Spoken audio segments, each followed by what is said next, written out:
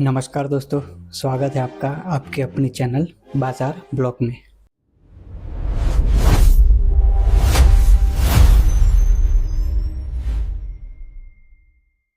आज हम दुनिया के सबसे अमीर व्यक्ति के बारे में बात करने वाले हैं।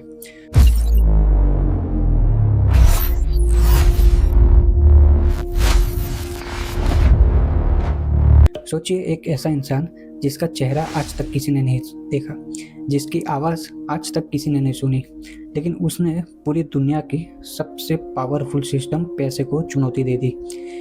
आज का ये वीडियो इसी के ऊपर है। हम जानेंगे कि ये सतोशी नाकामोटो आखिर है कौन, जिसे पूरी दुनिया आज भी ढूंढ रही है।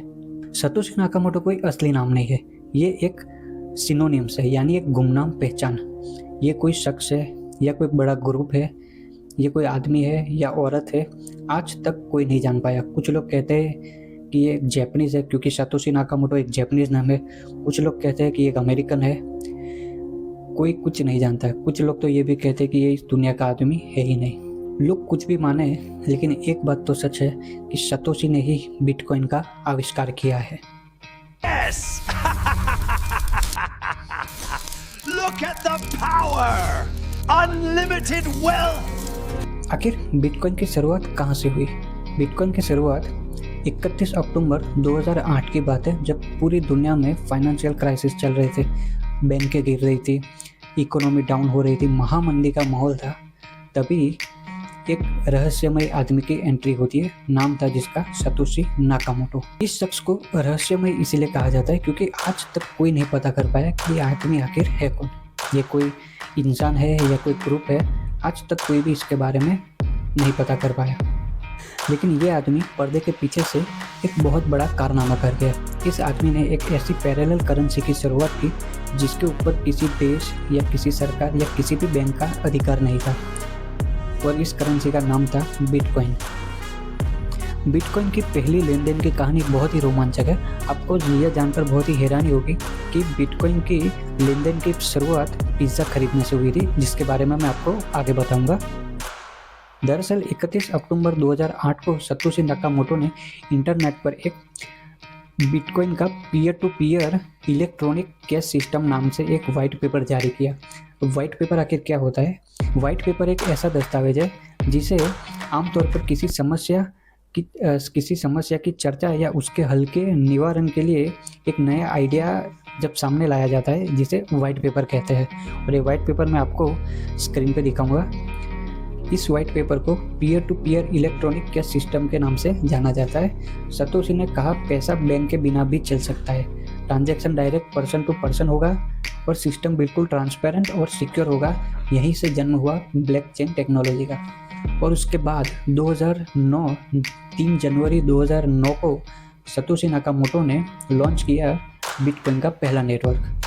हालांकि शुरुआती कुछ महीनों में बिटकॉइन की कीमत ना के बराबर थी, बिल्कुल ज़ीरो के आसपास उसकी कीमत थी। लेकिन 22 मई 2010 को लाज़लो हेनियल नाम के एक प्रोग्रामर ने 10,000 बिटकॉइन देकर 2 पिज़्ज़ा खरीदे थे। 10,000 बिटकॉइन, जिसकी कीमत आज की तारीख में करोड़ों रुपए है। इस घटना से बिटकॉइन के इतिहास में मील का पत्थर साबित हुआ, और यहीं से बिटकॉइन की दुनिया का पहला ब्लॉक यानी बिटकॉइन करेंसी के खाते में पहला ट्रांजैक्शन दर्ज हुआ था, जिसे ब्लॉकचेन के नाम से जाना जाता है। उस ब्लॉकचेन में एक हिडन मैसेज था, the times 3 January 2009 chancellor on bricks of second built out for the banks. मतलब सब था कि यह सिस्टम बैंक के खिलाफ एक आवाज़ है। अब सोचिए, जिसने बिटकॉइन का आविष्कार किया उसके पास कितने बिटकॉइंस हो गए। आप गूगल कर सकते हो। माना जाता है कि सतोशी नाकामोटो के पास आज की तारीख में 10 लाख से ज़्यादा बिटकॉइन है, और आज भी है, जिसकी वैल्यू आज की तारीख में अरबों डॉलर से भी ज़्यादा है। लेकिन एक हैरानी की बात यह है कि उन पैसों को, मतलब उन बिटकॉइंस में आज तक किसी भी तरह की कोई हलचल नहीं हुई। मतलब कि वो जो 10 लाख बिटकॉइन थे वो आज भी वैसे के वैसे ही है। ना ही उसे हिलाया गया है, ना ही उसमें से कोई भी बाई सेल किसी भी अदर अकाउंट में ट्रांसफ़र कुछ भी किया नहीं गया। मतलब सतोशी एक बिल्कुल स्ट्रॉन्ग मैसेज देना चाहता था कि वो सिस्टम को प्रायोरिटी देना चाहता था, पैसे को नहीं। फिर अचानक सतोशी 2010 में गायब हो गया। 2010 के बाद सतोशी का कोई मेल नहीं।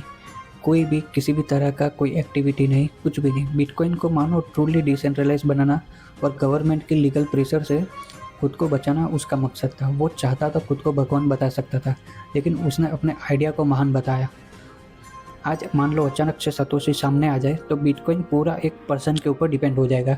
वही सतोशी नहीं चाहता था, इसीलिए सतोशी गायब हो गया।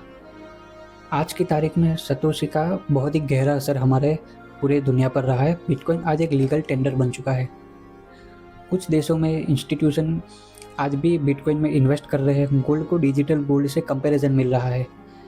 आरबीआई, एफईडी सब क्रिप्टो को इग्नोर नहीं कर सकते। एक अनजान इंसान ने पूरी फाइनेंशियल सिस्टम को फिर से सोचने पर मजबूर कर दिया है। सतोशी नाकामोटो कोई इंसान नहीं, वो एक आइडिया था जो फ्रीडम की बात करता था और सिस्टम से सवाल पूछता था और कंट्रोल को तोड़ने की बात करता था। शायद हमें सतोशी को ढूंढने की ज़रूरत नहीं है, क्योंकि सतोशी आज भी बिटकॉइन के ट्रांजैक्शन में हमारे साथ जिंदा है। अगर आपको क्रिप्टो, बिटकॉइन और मार्केट की साइकोलॉजी समझनी है तो अभी हमारे चैनल बाजार ब्लॉग को सब्सक्राइब करें, लाइक एंड कमेंट करें और कमेंट करके हमें ज़रूर बताना कि सतोशी आज भी ज़िंदा है और कहाँ पे है। धन्यवाद दोस्तों, मिलता है फिर से एक ऐसी ही रोमांचक स्टोरी पर।